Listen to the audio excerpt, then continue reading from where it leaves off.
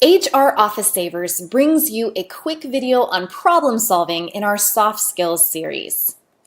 And like all of our HR trainings, this can support both your work life and your outside work life. No matter what your industry or your role, problem solving is part of your job. Whether the problems you encounter are big or small, you solve problems every day. Learning how to apply problem-solving skills helps not only to enhance productivity, but also helps to cultivate relationships by focusing on shared goals and solutions. Albert Einstein is quoted as saying, "It's not that I'm so smart, it's just that I stay with problems longer." We will be investigating 5 steps to problem solving. 1. Define the problem. 2. Brainstorm solutions. 3. Make plans and evaluate. 4. Implement the plan. And 5. Reevaluate to determine how well the plan is working. As we look at each of these steps, consider the problems that you may be facing right now and apply these steps to help you in finding actionable solutions that will make a positive difference for you and your organization. You can't solve a problem if you don't know what it is. The first step in solving any problem should be to define the problem itself. Oftentimes, what we think is a problem is only a symptom of a larger issue. Take time to define the problem clearly, whether it's an interpersonal conflict or a hitch in a supply line.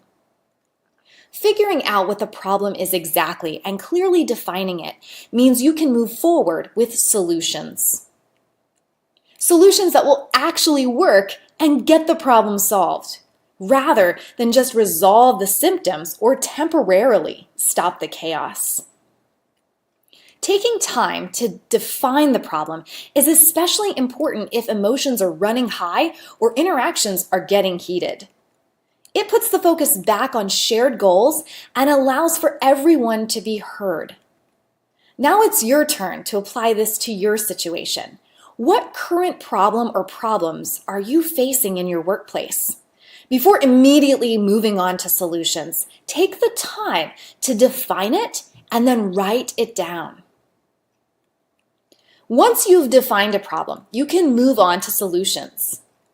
It's important not to just choose the first solution that presents itself, nor should you push your own preferred solution to the exclusion of others. Instead, take the time to generate alternative solutions. Ask the others involved what ideas they have for solving the problem. Discuss the ways in which the alternative solutions might play out, problems they might encounter, and how any obstacles can be overcome. Apply active listening and clear communication throughout. Once you've asked others, then discussed, generate alternative solutions with a group and talk about which one or ones you would all like to move forward with. Now it's your turn. Take a moment and jot down 2 alternative solutions to the problem or problems you identified earlier. But don't just stop there with your ideas. Make a list of some colleagues that can weigh in on the solution generating process. Plan to share the defined problem with them and schedule a time to meet and brainstorm solutions together. With your list of alternative solutions generated, it's time to make plans and evaluate them. Give all alternative solutions equally fair treatment. Ask the group to brainstorm potential benefits to each alternative solution or plan.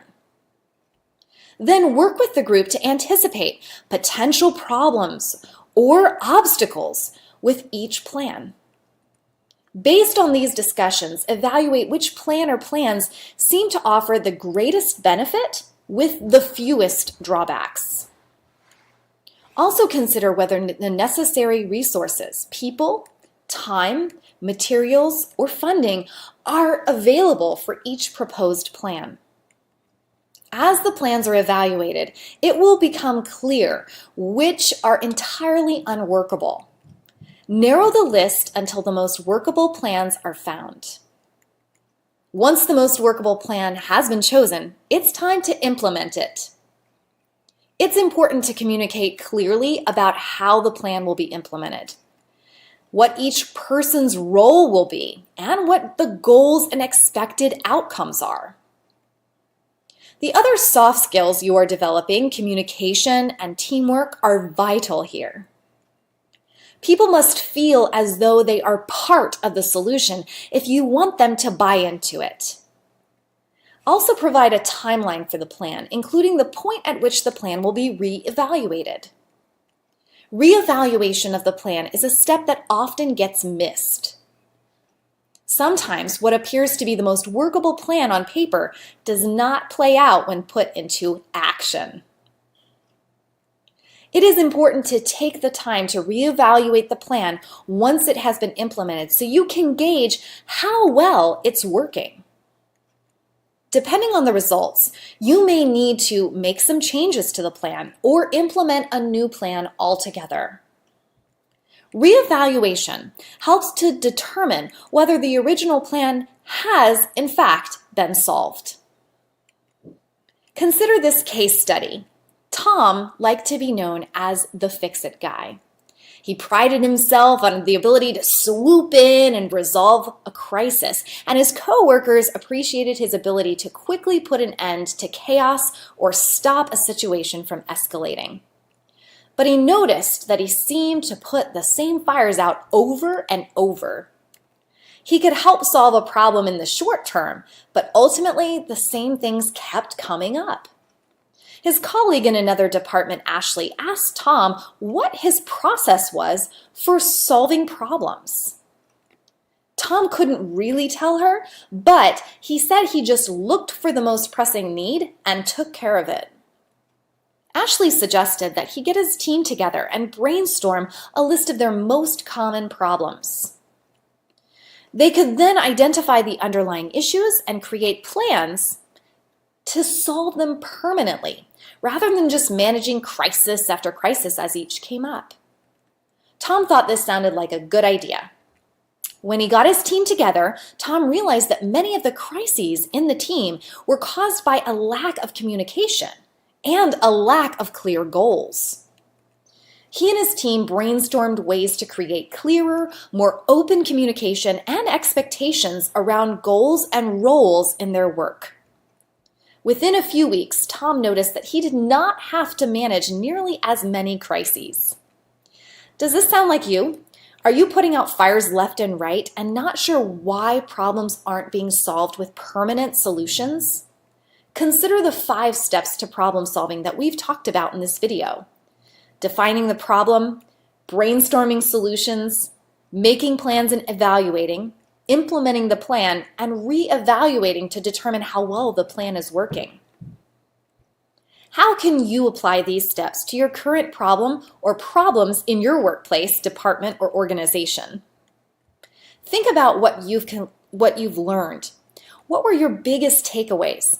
Consider sharing what you've learned with a colleague or teammate to actuate the application of this session. This video on problem solving in the workplace was brought to you by HR Office Savers, your independent human resource consulting firm that supports small local businesses and individuals with their human resource needs, including HR compliance, soft skills training, and job search support. Visit us today at hrofficesavers.com.